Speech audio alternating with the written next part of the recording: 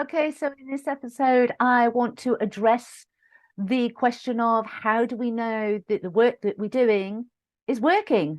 So without further ado, let's get into it.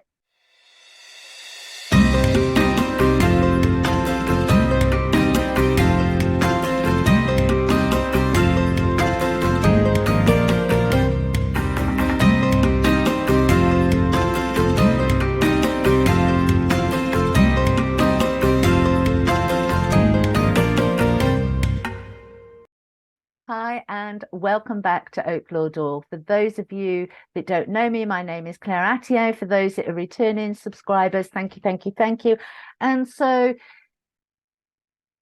this episode is going to be about how do you know that the work that we're doing, these light workers, is actually working?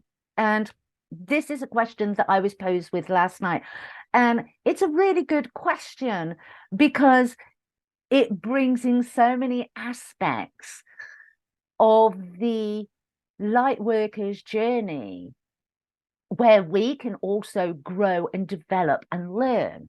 So the first thing that I would actually say is, why do you need to? That is coming from an egoic place. Why do you need to have tangible results in front of you? And yeah, it is coming from ego, and yeah, we don't actually need them, but it is nice to see you do when you do a lot of work, and when you're working with some of the really heavier energies, it is nice to know that you're having some kind of effect. Now, we cannot change people, but what we can actually do is help to change the frequencies that surround those people. We can help to try and lift them up from those really dark, negative vibrations into a lighter vibration. And I do that. I put out a warrior's prayer about a month ago, and this is what we were discussing, is how do you know that that warrior's prayer is working? And my answer to that is, I trust. I trust. The divine has shown me along my pathway on my journey many, many times that when I lean into, when I surrender, when I give unconditional love and trust, things do a turnaround. That wheel of life changes, it turns around, because I'm not adding to the lower vibrating energies. I am actually lifting them a little, as well as many, many others of us. I mean, let's get this absolutely clear. As one person, we have a lot of power, but as a collective, wow, that the changes that we can create when we become mindful, when we learn to trust, when we hand over the need to see tangible outcomes, and when we hand over the need for attachment to those outcomes, then magic occurs. And I just want to say to you, if you're a light worker and you listen to this and you're going, yeah, but it's really hard. Yeah, I get it. It is really hard when you're working with really, really dark, heavy energies. And this girl's working with aspects of global violence. So it was heavy work. When you're working with those kind of energies, it can look like in the 3D reality that it's having no effect.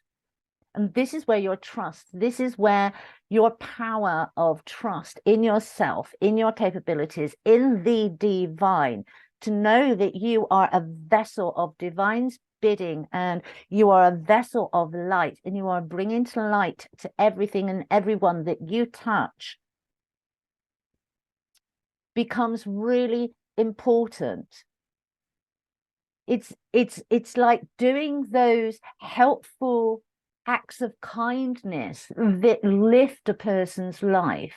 We've all seen the videos on social media where somebody goes and buys their shopping randomly, and the person who has that their energies instantly lift. that's something tangible you can see. But when you're working with the energies that this girl was working with, it's not tangible because there's so many hurt people out there, and we all know about the hurt people, and we've got generations of this. If you only need to look at humanity's history to know how much hurt and pain is out there and how much work is actually needed to understand that changing or changing the frequencies, I should say, around a person so that they have the strength to start changing their ways. When you affect one person, it won't make a big dent in the big picture. And I think this is where we need to step away from that big picture. We need to keep it in mind because it is important, because instigating change in one person, let's not forget that for generations to come, that whole family dynamics is going to change. So yes, it's one person now, but think about the future, think about the ripple effects. And if you are becoming a little bit downhearted because you're working with such dark, heavy energies, I would say step back for a little bit. Step away and bring in and look after your energies. Because if you're questioning, it's because your energies are starting to dip. You're using from self rather than from divine. It's really, really important, and it's not selfish. Yes, is there a lot of work to be done? Yes, there is. But the biggest work that needs to be done is to absolutely maintain your own high frequencies, maintain your vessel in a healthy way so that divine can use you day in, day out without you becoming tired, without you questioning what you're doing. You do the divine's bidding, not because you're a super special person, although we all are, because you're channeling through you what the divine wants you to do, what the divine wants you to bring. And you do it unquestioningly. But to be able to get to that stage, you do have to begin with, be consciously mindful of where your frequencies are, where your thoughts are. If you think that your light work isn't working, then you've put that out, you've created that. And so you're watering down the effectiveness of it. If you trust that the divine will flow through you, and the prayers that you give out and the energy that you send to people that are needing to make changes in their life so that they can become a functional person in humanity. And I'm choosing my words very carefully here because I really don't want to get into the good and bad scenarios, because we all have the potential to, well, we all are divine beings, no matter what is playing out in the physical 3D. We are all divine beings. It's just some people are not able to tap into the energies because they are entrenched in darkness from this life, from past life, from ancestral heritage of what's been going on. What they've experienced is the pain, and we know that pain gets lodged in the DNA, and so they need to work through that. And many people turn away from working through that, and they just do what they know. And so to send love to their higher self so that it will infiltrate their heart space and make them consciously aware of what they're doing. Because many people that do horrific things in the world, it's almost like they've switched a switch off because of their own pain. They've switched it off, and their drive is money. That's all they see. They don't actually see the damage, the pain that they're causing to other people. They're driven by their money. They are so in that darkness, they're driven by the money. And so we send love to their higher selves and ask that their higher selves accept that love. And that goes and that infiltrates into the heart space so that they become more consciously aware of what they're doing. And so they can make the changes needed to change. So we change the future. It's not about the now. Would it be lovely to say, oh, we're all going to live in peace, light, and harmony now? Absolutely. But we also have to remember that much of the work of what we're doing and why we're actually here is not for this lifetime. It is for future lifetimes. It's where we're taking humanity. We're evolving, we're ascending. And so that takes time. And so if you're questioning, is it working? One, you need to be looking, okay, what programs am I running that I need tangible results? Because there's it's egoic. So your ego is still trying to pull you back. Your ego is going, no, this can't be done. It's like that phrase, oh, well, nothing ever changes. When we get politics, oh, yeah, well, you'll never get that'll never change. That's been going on. That's as old as time. We can effect change. But the ego, let's be mindful about what the ego is telling us because of what history has taught us. What has happened with our ancestors, what has happened in our previous lives. Let's be mindful of that and go, actually, no, we do have the power to change this. And let's also be mindful about our own need for tangible results, our own need to kind of give ourselves a pat on the back. You can give yourself a pat on the back without having tangible results in front of you. You can know that you have done the very best that you can do, and it's in God's hands. It's not in our hands. Do we call ourselves light workers? Yes, but it's not a badge of honor. It's to describe to another human being what we're actually doing so that they understand or gain a little bit of understanding. It's not a badge of honor. We're not going to sit there rubbing our halos. We do the work because we love humanity. We do the work because we love divine. We do the work because we want a better future for future generations. We do the work because we love the planet. We don't do the work for the glory. We don't do the work to put ourselves on a pedestal.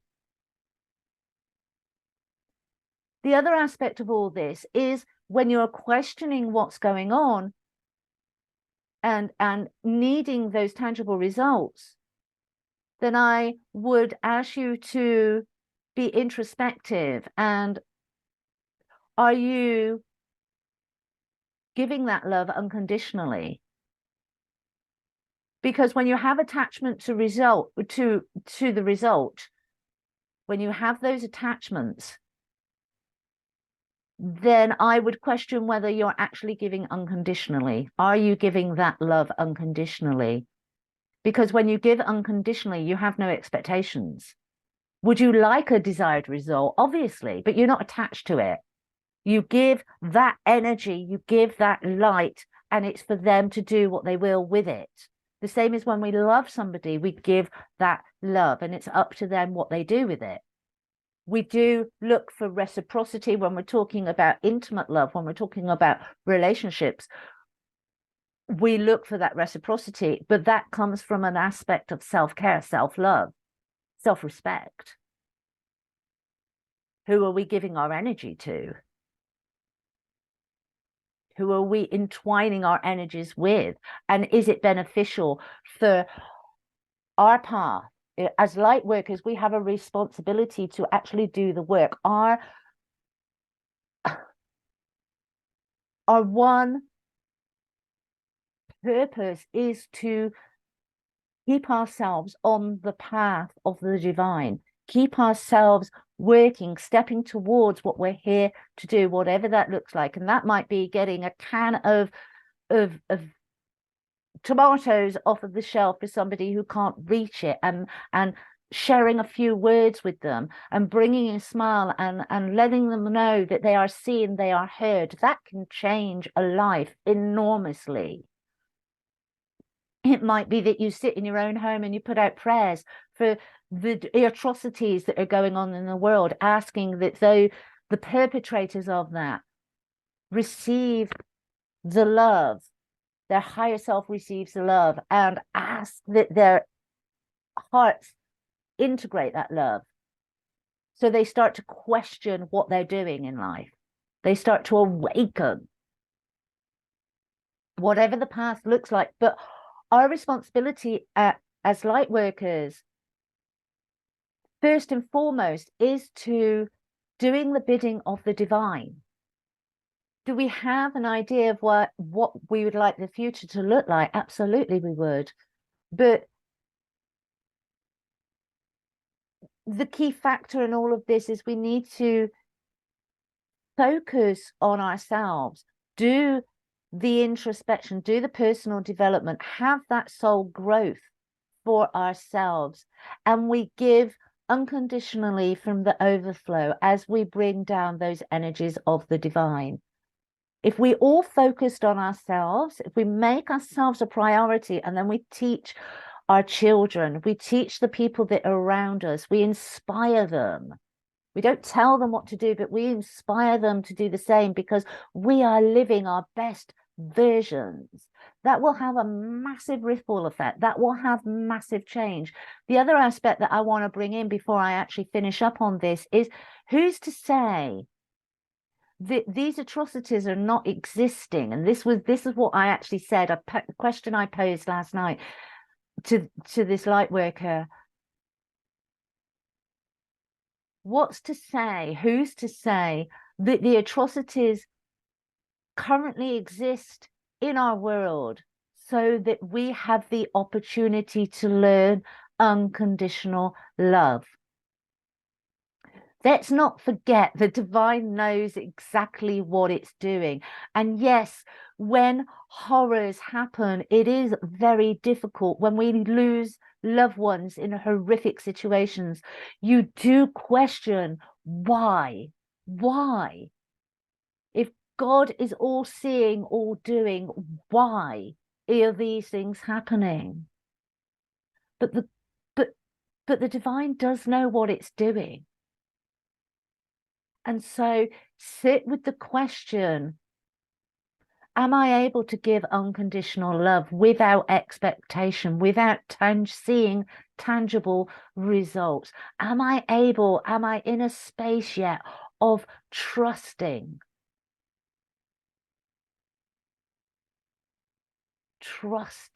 myself, trusting the process, trusting divine?